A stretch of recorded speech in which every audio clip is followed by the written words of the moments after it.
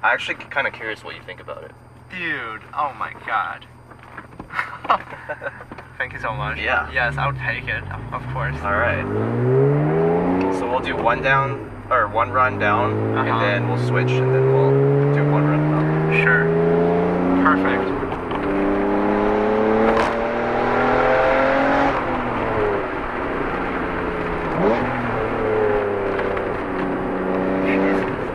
This car is capable.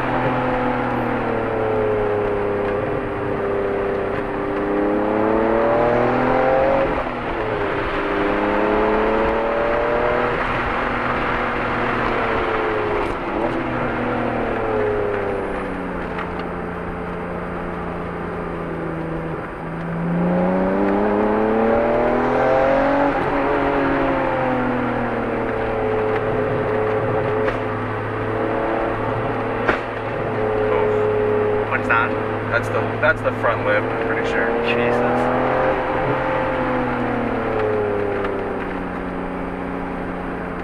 Imagine if I put coilovers on this thing and lowered it like 1.5 inches. Dude, this thing is so fucking capable. What tire do you have? So I do have cheater tires. They're the Bridgestone RE71Rs. Wow, and it's stock size 205. Stock size 205 to 25. Jesus. This car comes alive. Yeah, it really does, huh? Alright guys, this is Han Zhang, and he's the FD-RX-7 owner. By the time this video is out, I'm pretty sure the review of his car will be out. But anyways, I figured I'd give you guys a little bit of a impressions video of an RX-7 owner driving a stock-ish NSX for the first time. He's literally just been in the car for like 2 minutes. Exactly. So he's just going to give his natural impressions on the car. He's a mechanical engineer by trade, well, will be. So I kind of wanted to get his like mechanical engineering perspective on the NSX, because the engineering of this car fascinates me so much, but I don't have any kind of engineering background, so I'm kind of curious what a legit engineer, who by the way is interning at Tesla, can come up with. Yeah. Sure, hope that I can yield any insightful insights. Yeah.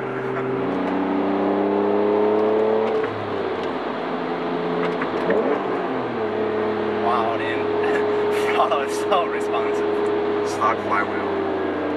Brake pedal feels very firm. Yeah, it's pretty firm, but it doesn't have actually that much stopping power. So you do have to brake a little early. Got it. Well, one thing I can notice from the when I first jumped into the car is just that this car is so much more smoother than the RX-7. Or smoother, shall I say, is more refined. In terms of the ride comfort, the compliance? Honestly, I couldn't really put my finger on it, but definitely ride is one thing. Yeah. Because, well, I guess the most subjective thing is that in the cabin there's no rattle at all. Right. The cabin feels really solid. Right. And ride-wise, I don't think it's, I would say like firmness-wise, it's comparable to the RX-7. Yeah. RX-7 springs are not really oversprung, so the spring rate is pretty low, 10K, 8K. Yeah. So, I would say it's comparable to a stock car. That guy doesn't give you props. Everyone just loves this car. Yeah, once in the corner, you just feel like the front is biting in. Yeah. Well, so when we were on the page meal, I feel like I was saying that it kind of feels like the car is pivoting at the rear wheel when it's turning, but that could be just it's low speed. We're not really driving the car. Yeah, I was not driving it hard at all. Exactly. There's all the traffic and all the bad pavements. Yeah. Cyclists steering loads up very nicely. You can feel the tires, whatever. I forgot what that torque is called. Yeah, I mean, you feel exactly what the front end is doing. Exactly. Through the steering wheel alone. Yeah, I can definitely feel what you mean by there's a little bit of jerkiness in the steering wheel when you're hitting bumps. I don't know, it might be just the compliance knuckle thing I was talking about. It might be. Because the compliance knuckle is like, it gives the wheel a little bit of degree of freedom in the X direction. Right. In the longitudinal direction of the car. So that when you're hitting a bump, because the bump is not really a vertical excitation to the wheel, there's also a little bit of X direction, sometimes Y direction, if you're not hitting it in the head-on direction. So that's why I feel that in a normal car, you can feel a little bit of jerkiness when you're hitting a bump. That's because it's jerking is actually the wheel is absorbing the impact in X direction. Yeah, okay. Maybe you can compensate for the bushing design, but I don't really know much about that.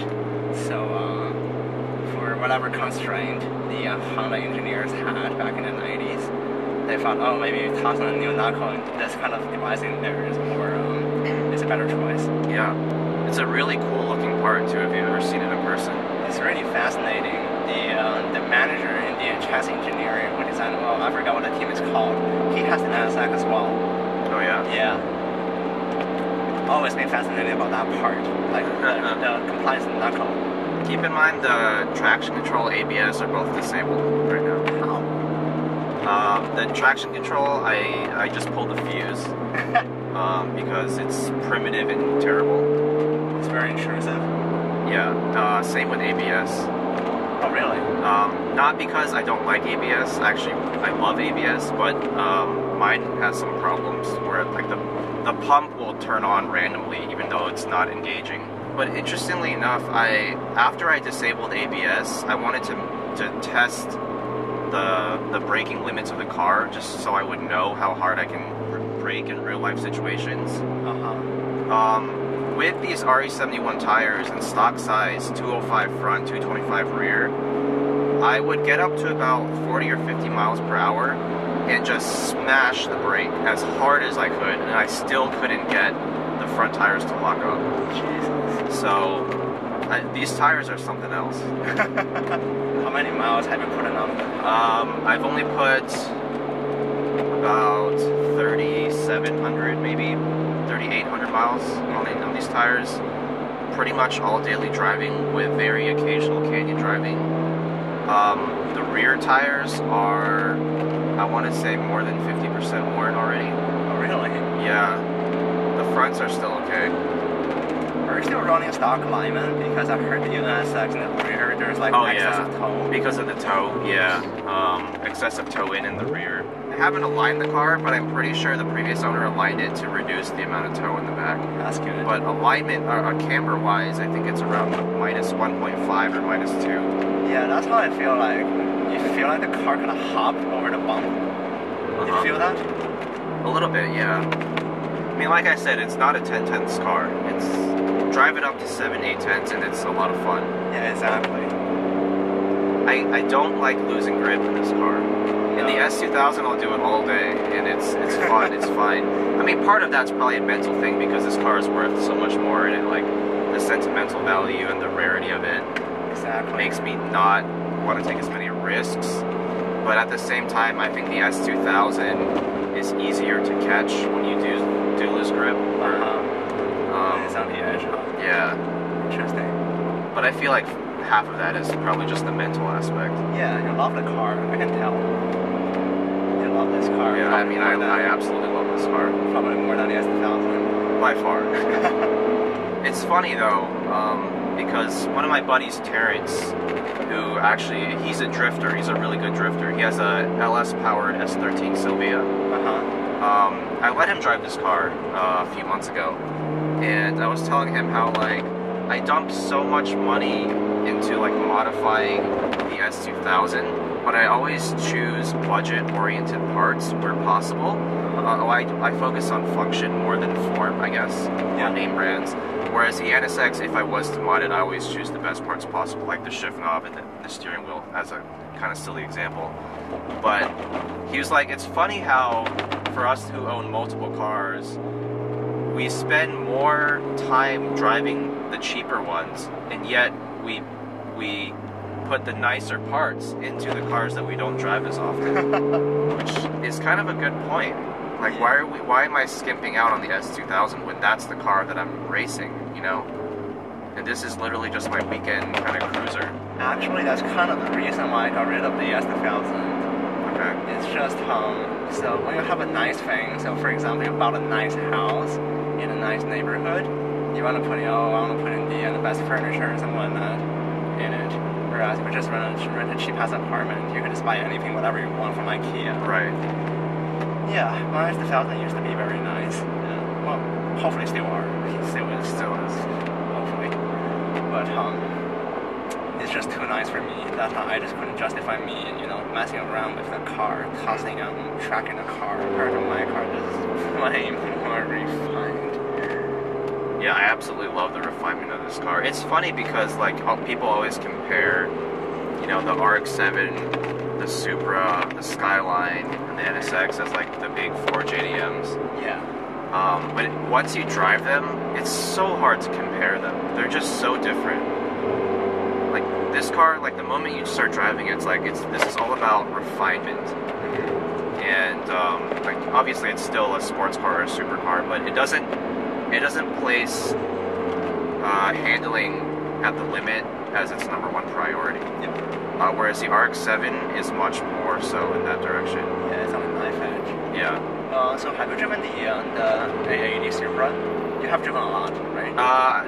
Oh, the Mark IV Supra? Yeah. Yeah, I've driven a couple of them. Yeah, 3 of them actually. Okay. So how does that car compare to this car? Because I feel like that car might be more more similar. Yeah. In terms of the intended purpose of that car, I think it is similar to this. Obviously, it looks completely different from the outside. It's front engine. It's much higher up off the ground. You don't get the same kind of visibility. But like in terms of the refinement, it's also very, very refined. And on top of that, you even get like power steering, which is nice. And it's fairly spacious inside as well. But it just doesn't give you the same kind of feeling when you turn the steering wheel into a corner. You just have so much more weight over the front axle. Yeah. The entire car is so much heavier. I think by like 300 or 400 pounds at least. Interesting. But man, that engine, like the engine makes that car enjoyable. I mean, I'm sure the handling is actually pretty good as well, but if it wasn't for the engine, no one would give a damn about the Supra. What's the suspension on the Supra? Double wishbone in the front? I believe it's double wishbones all around. Okay. I'm not exactly sure, but it feels like double wishbone. Yeah, I don't really know either because I never really looked into that car. And they're out of everyone's price range at this point. Exactly, that's exactly my issue. But yeah, if you look at the time attack scene in Japan, you're gonna see a lot of RX-7s, a lot of NSXs, a lot of GTR, but I don't see any, Mark IV Supras. Right, there's very few. Yeah, I would say this car's chassis is different than my car. Yeah, I would say so too. After driving multiple RX-7s. Yeah, RX-7 is just like a tin can, honestly. It does kind of feel like a tin can, but it is a beautiful tin can. Coke-shaped, Coke bottle shaped. The thing is though, I feel like this car gives you such a sense of stability when you're driving it around on roads like this. For real. But as I've said many times before, once you exceed that threshold, it does kind of fall apart. You really do need to modify it quite a bit in order to make it handle predictably at the limit. I see what you mean. Yeah, this car is definitely more enjoyable than the RX-7 if I were just, you know, cruise on the mountain road. Yeah. Oh, that's sketch, dude. That is kind of sketchy. In terms of straight line performance, though, your RX-7 blows this thing out of the water. Oh, dude, yeah, for real. That's, well, I mean, that's kind of expected because by having, like, I don't know, 50% more horsepower. Yeah. But this is like the perfect car for canyon. RX-7, I never really opened it up. Yeah, it's just too much power. Yeah, you know, 280 wheel doesn't even sound like that much, but for the canyons, it kind of is. Yeah, other than that, compared to my car, well, there's really not that much to compare to because these two cars are really different. They're so different. Yeah. I mean, that was the whole premise of Super getting towed. Yeah. That was the whole premise of me doing JDM Legends because I more so than just, you know, making a cool video, I also really wanted to find out for the sake of my own curiosity, like how those three cars compared. And like after driving all of them back to back, it gave me such a like clear picture of how these cars are similar and different. Yeah, I see what you mean. People always group those three cars or four cars together. Yeah. But in reality, I've driven this car, I've driven an RX-7, haven't driven a Supra or GTR yet. But well, these two cars are so freaking different. Yeah, very different. The Supra is interesting because even though I've driven a few of them now, I still don't have a very good idea of how they handle. Because I'm just so overwhelmed, consumed by the power, that I'm just holding on for dear life. I don't really have time to think about what the chassis is doing, how the suspension's reacting. Other than, like, you know, it's pretty soft, it's kind of heavy. The turn-in isn't as sharp. Besides that, I can't really tell you how a Supra handles. This is like making my day, dude. I forgot to mention the clutch on my car broke on Friday. Oh yeah. And I was trying to go to Thunderhill on Saturday, so that was kind of making my weekend somewhat gloomy. Kind of a downer. This is like, dude, this is so unexpected. Well, glad I could make your weekend a little bit better. Oh man, I'm gonna buy a lunch right now. Alright guys, see you guys next time.